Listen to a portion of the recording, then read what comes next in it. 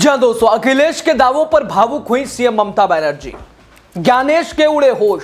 इधर दिल्ली में होने लगी हलचल। दोस्तों एक बड़ी लड़ाई दिल्ली में होने वाली है। सपा अध्यक्ष अखिलेश यादव ने बड़ा ऐलान कर दिया है।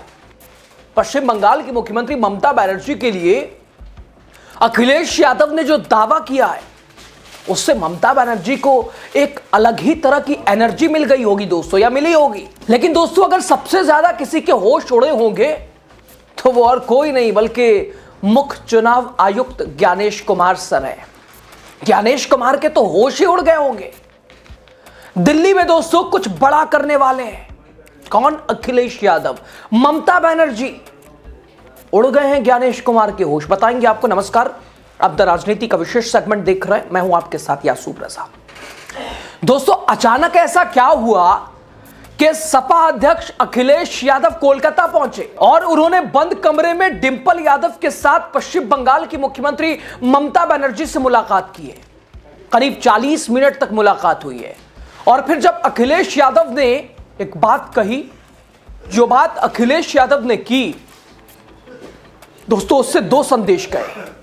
दोस्तों अखिलेश यादव ने लोकतंत्र को बचाने की लड़ाई में समाजवादी पार्टी और टीएमसी प्रमुख ममता बनर्जी के साथ पूरी मजबूती से खड़े होने की बात कर दी है। उन्होंने स्पष्ट शब्दों में कहा, देश में बीजेपी के हमलों का जवाब देने का साहस और क्षमता सिर्फ दीदी में ही है। अखिलेश कह रहे हैं सिर्फ दीदी में ही बीजेपी के हमलों का जवाब देने का साहस और क्षमता सिर्फ बंगाल की शेरनी, व्हाइट साड़ी, हवाई चप्पल वाली ममता दीदी में ही है। जनता पार्टी से कोई मुकाबला कर रहा है तो यहाँ की मुख्यमंत्री आदरणीय ममता बनर्जी जी मुकाबला कर रहे हैं, और यही मुकाबला करने से भारतीय जनता पार्टी से मुकाबला किया जा सकता है। जितना तकलीफ परेशानी ये चुनाव को लेकर के दे सकते थे, और एसआईआर सच्चाई जो एसआईआर की ये है, बिहार के लिए एसआईआर आया कि नहीं आया वो अलग बात थी, लेकिन एसआईआर जो लेकर के आए हैं ये लोग, ये लाए हैं आपके स्टेट वेस्ट बंगाल के लिए। और जानबूझ करके इलेक्शन कमीशन की जिम्मेदारी ये बनती है वोट बढ़े, ज्यादा से ज्यादा लोग वोट बना करके वोट डालने आए। लेकिन पहली बार ये देखने को मिल रहा है कि election commission, Bharatiya Janata party SIR के बहाने एनआरसी कर करके आम जनता को परेशान कर रहे हैं, और उनका लक्ष्य है कि ज्यादा से ज्यादा वोट यहां पर काट दें। तो अखिलेश ने दोस्तों क्या कहा? बीजेपी के हमलों का जवाब देने का साहस और क्षमता सिर्फ दीदी में है। अब दोस्तों ये बयान ऐसा है जिससे ऐसा लगता है कि मोदी के सामने ममता बनर्जी को रख रहे हैं, मोदी के सामने ममता बनर्जी को सामने ऐसे पेश कर रहे हैं। बस जो भी ऐसे अखिलेश दिखाते थे अवधेश प्रसाद को संसद में, कुछ भी अगर बीजेपी हावी हो तो हाथ उठा देते थे, अयोध्या अयोध्या। यहां मोदी के सामने ममता बनर्जी। और जब अखिलेश ऐसा कर रहे हैं तो साफ तौर पर इशारा कर रहे हैं कि दिल्ली को हिलाने की क्षमता सिर्फ और सिर्फ ममता बनर्जी में है, बंगाल की शेरनी में है। ममता अगर दहाड़ मारेंगी तो दिल्ली हिल जाएगी। तो दिल्ली में ममता बनर्जी क्या करने वाली हैं आखिर? दरअसल दोस्तों एसआईआर प्रोसेस पिछले साल 4 नवंबर को बंगाल में शुरू हुआ था। उसी दिन ममता और अभिषेक बनर्जी ने कोलकाता के सड़कों पर एक मार्च निकाला था। और हाल ही में अभिषेक बनर्जी ने इशारा किया था कि पार्टी चीफ राज्य के हालात को हाईलाइट करने और चुनाव आयोग पर हमले तेज करने के लिए दिल्ली जाएंगी। दोस्तों पश्चिम बंगाल में मतदाता सूची के एसआईआर के खिलाफ ममता बनर्जी एक्शन मोड में है। लगातार जिस तेवर के साथ चुके ज्ञानेश कुमार का और विपक्षी नेताओं से मुकाबला करना और ममता बनर्जी से मुकाबला करना, यानी नाक में दम कर दिया था ममता बनर्जी ने। टीएमसी और चुनाव आयोग के बीच टकराव लगातार बढ़ा। सीएम ममता बनर्जी अब इस मुद्दे पर कोलकाता से लेकर दिल्ली तक संग्राम के मूड में है। आर पार की लड़ाई। खबर है कि पश्चिम बंगाल की सीएम अब दिल्ली में चुनाव आयोग के दफ्तर के सामने धरना देंगी। करीब 1.5 करोड़ मतदाताओं को नोटिस जारी होने के बाद उन्होंने एसआईआर के खिलाफ आंदोलन तेज करने का ऐलान कर दिया है। राज्य में विरोध दर्ज कराने के बाद ममता बनर्जी दिल्ली पहुंचकर चुनाव आयोग और बीजेपी से दो हाथ के मूड में है। आर पार की लड़ाई, कोई समझौता नहीं।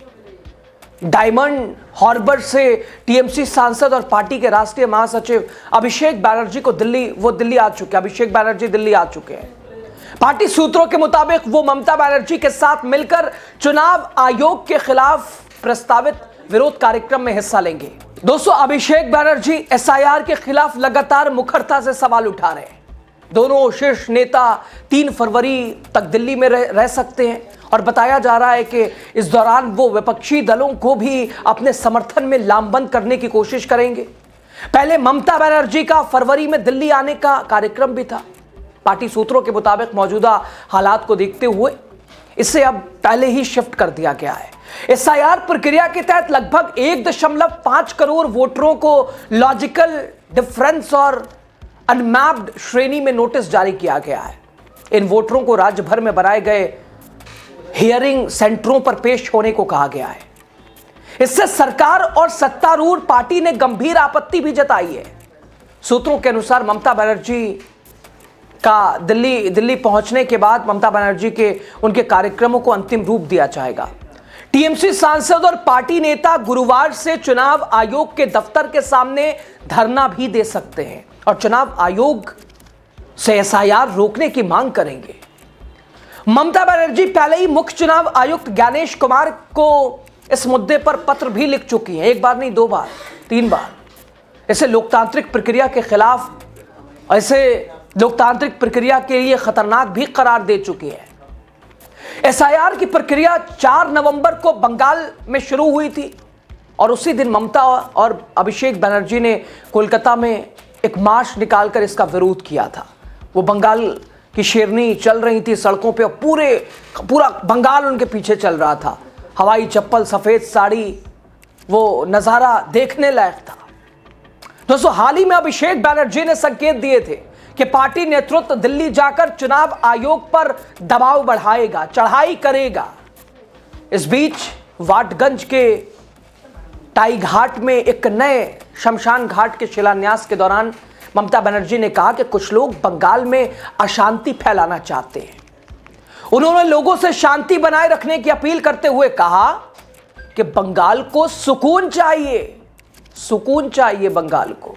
तो दोस्तों, देखा आपने, यानी अखिलेश के दावों पर भावुक सीएम ममता बनर्जी और दोनों के साथ आने से ज्ञानेश कुमार के तो ऐसा ही होश ही उड़ गए होंगे। ममता, अखिलेश एक साथ, अब ये लड़ाई, अब बात सब कहां तक जाएगी अब आप समझ लीजिए, अंदाजा लगा लीजिए। आपकी राय बताइएगा आप जरूर। शुक्रिया आपका। और हमें उम्मीद है कि सेकुलर फोर्सेस और जो हम भाईचारा एक दूसरे से मिलकर के चलते हैं, जो हमारे देश की पहचान है, ये हमारे देश के सेकुलरिज्म से खिलवाड़ कर रहे हैं। और वो भी इलेक्शन कमीशन से मिलकर के, जो कॉन्स्टिट्यूशनल बॉडी है। यहां तो हो ही रहा है, लेकिन उत्तर प्रदेश में इससे ज्यादा वोट काटने का काम कर रहे हैं। मुझे खुशी है कि दीदी ने ईडी को हरा दिया और Bharatiya Janata party pen drive का पेन नहीं भूल पा रही है। वो भारतीय जनता पार्टी ये भूल गए हैं कि यहां का प्रदेश दीदी के लीडरशिप में ये कल्चरल यूनिट है, पॉलिटिकल यूनिट नहीं है। ये नासमझी कर रहे हैं। यहां के लोग प्रेम के, रविंद्र जी के भजन सुनते हैं, यहां का गान सुनते हैं, मिठास सुनते हैं, नफरत के गाने नहीं सुनते। ये दरारवादी लोग जो बांट करके राजनीति करने वाले हैं, वो कामयाब होने वाले नहीं हैं। यहां की मिठास जीतेगी, यहां की आदरणीय दीदी जीत करके जाएगी और हमारा पूरा सहयोग इनके साथ है। अखिलेश जी, एक ही बात है, उनकी जिम्मेदारी है वोट बढ़ाना, उनकी मदद करना, वोटर्स की मदद करना। आपने देखा होगा जब कभी चुनाव होता है, इलेक्शन कमीशन कैंपेन रन करता है इस बात के लिए कि ज्यादा से ज्यादा लोग वोट डालने आए, लोग ज्यादा से ज्यादा निकलें, नई उम्र के लोग वोट बनवाएं। लेकिन ये एसआईआर के बहाने हम लोग पहली बार देख रहे हैं कि आदरणीय मुख्यमंत्री दीदी को परेशान करने का काम करें। शायद देश में एसआईआर के बहाने किसी को नहीं परेशान किया होगा, लेकिन हमें भरोसा है बंगाल की जनता पर। यहाँ की जनता अपनी दीदी के प्रति जो प्यार लगाव है, वो पुनः यहाँ से मुख्यमंत्री बनने जा रहे हैं। बीजेपी की लड़ाई जो वो है, वो हारने की लड़ाई है उनकी। वो सोचते हैं कि इज्जत से हार जाएं, इज्जत से हारना चाहते हैं, लेकिन यहां की जनता हराएगी। और हमें उम्मीद है कि सेकुलर फोर्सेस और जो हम भाईचारा एक दूसरे से मिलकर के चलते हैं। दूसरा विरोधी जितना यह है, लेकिन वेस्ट बंगाल में ज्यादा होता है ये। मैं दीदी की हिम्मत को, उनके लोगों को बधाई देता हूं कि इस जिम्मेदारी से वो जनता के लिए लड़ रहे हैं। और ये ED, CBI, income tax BJP के साथ चलता है। बीजेपी का एक संगठन है ये, जहां बीजेपी को लगता है कि इसको आगे करके लड़ा जा सकता है, वो आगे करके लड़ते हैं। पूरा महाराष्ट्र कैसे जीता ईडी, सीबीआई, इनकम टैक्स।